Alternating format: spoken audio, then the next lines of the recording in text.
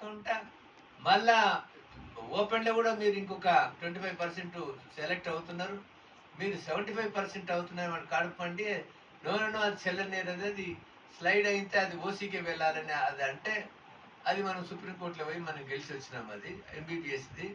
కానీ ప్రిన్సిపల్ అదే అయినా కూడా పీజీలో ఇంప్లిమెంట్ చేయలేదు. పీజీలో అన్ని రాష్ట్రాల్లో ఇంప్లిమెంట్ చేస్తున్నారు, ఒక్క ఆంధ్ర తెలంగాణ తప్ప.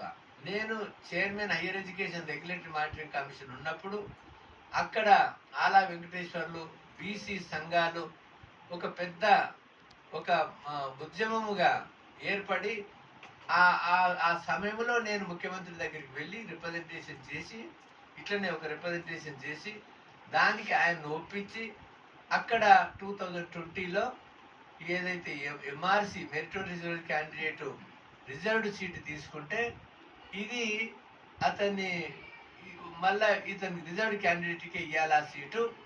ఆ ఎంఆర్సి ఖాళీ చేసిన సీటు రిజర్వ్డ్ క్యాండిడేట్కి ఇవ్వాలని అక్కడ జియోలు పీజీ మెడికల్లో పీజీ డెంటల్లో రావడము, అక్కడ దాదాపు 200 సీట్లు ప్రతి సంవత్సరము రిజర్వ్డ్ కేటగిరీ వాళ్ళకు దక్కుతున్నాయి, లేకపోతే వెళ్తుండే. కానీ మన దగ్గర మాత్రం అప్పుడు